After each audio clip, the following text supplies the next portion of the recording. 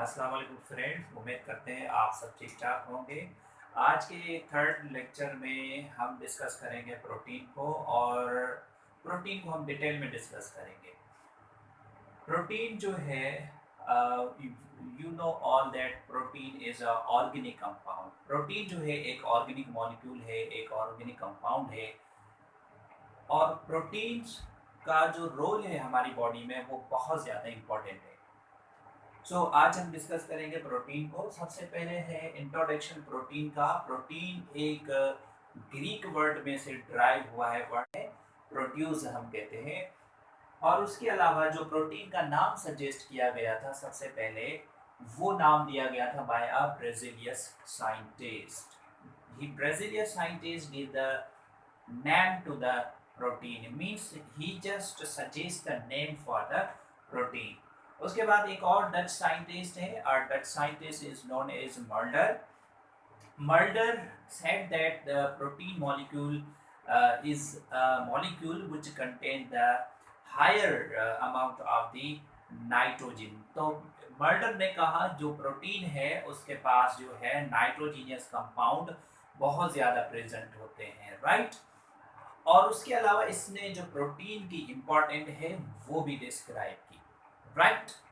Now then we have a different type of the functions of the protein.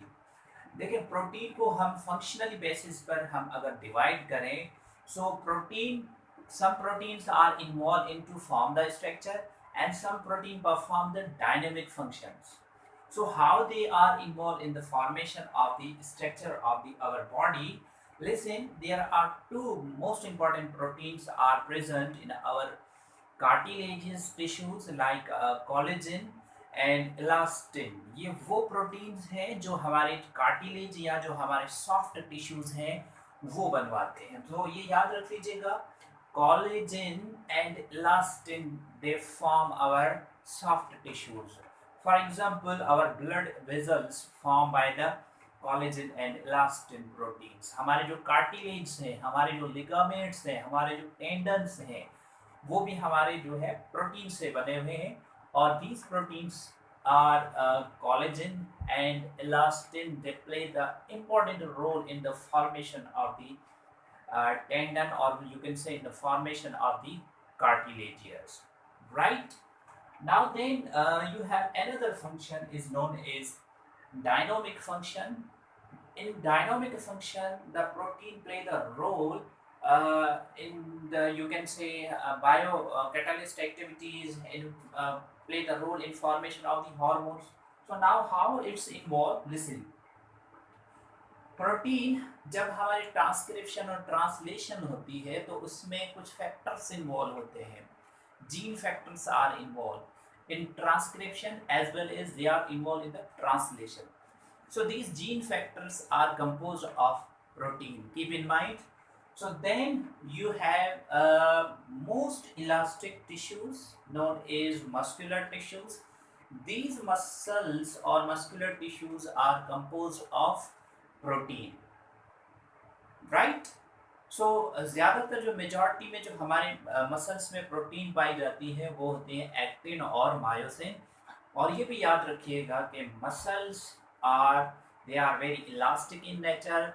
They can contract and they can relax. So which proteins are involved in the formation of the muscles?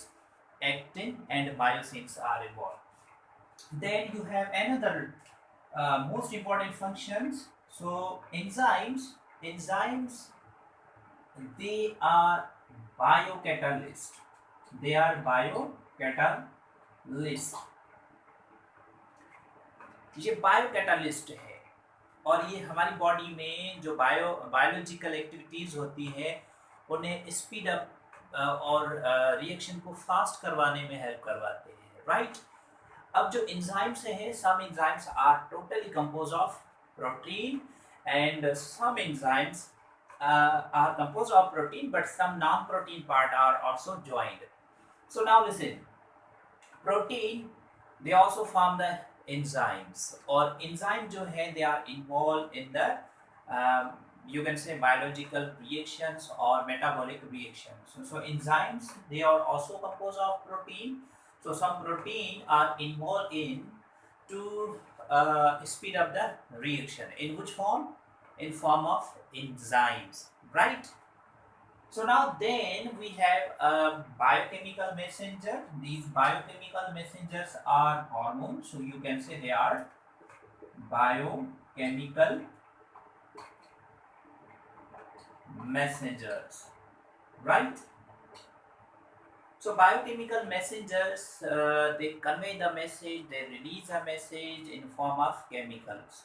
हमारी body में बहुत सारे ऐसे hormones हैं जो growth hormones हैं, reproductive hormones हैं, और हमारी बॉडी में जो सॉल्ट और वाटर को बैलेंस करने वाले हार्मोन्स हैं.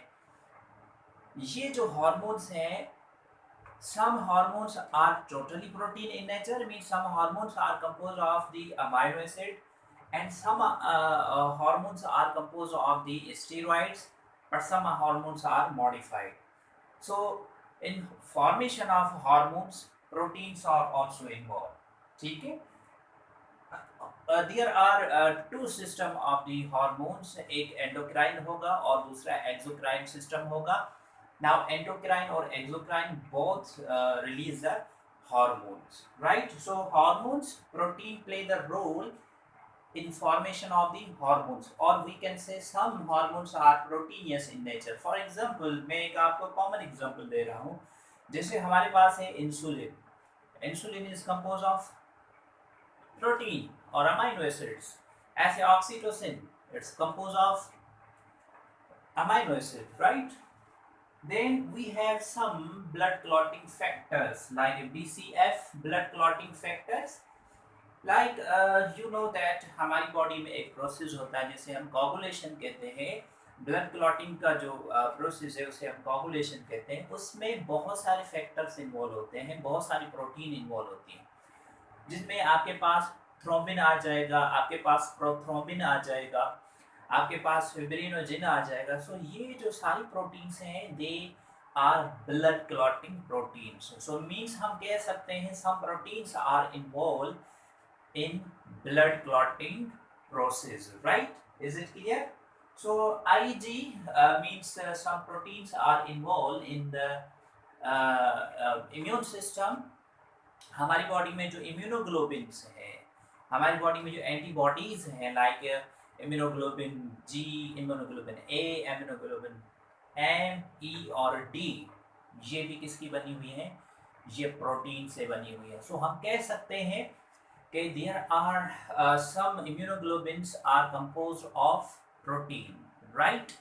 So our proteins are involved in the immune system also, right? So then therapeutic values. Protein, बहुत सारी ऐसी प्रोटीन्स हैं जिनको हम मीन्स जिनमें से हम एंटीबायोटिक्स भी बना सकते हैं. प्रोटीन जो है हम उनमें से एंटीबायोटिक्स भी बना सकते हैं. So there are lot of functions of proteins are present in our body.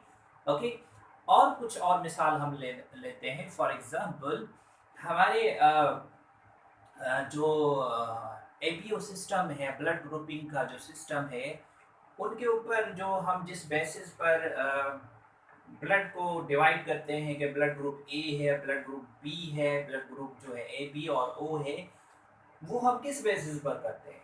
क्योंकि हमारे आरबीसीज के सरफेस पर प्रोटीन्स, ग्लाइकोप्रोटीन्स मॉलिक्यूल्स प्रेजेंट होते हैं. ये बात याद रखिएगा. और जो एंटीबॉडीज हैं वो भी प्रोटीन से बनी हुई है, राइट? तो ये कुछ कॉमन फंक्शन से जो हमने प्रोटीन के डिस्कस किए, राइट? उसके बाद जो है हम आते हैं प्रोटीन मॉलिक्यूल किससे बना हुआ है. हमें मालूम है कि प्रोटीन जो है it's a macro molecule. Protein एक मैक्रो मॉलिक्यूल है, प्रोटीन एक लार्ज मॉलिक्यूल है, और प्रोटीन जो है एक पॉलीमर है.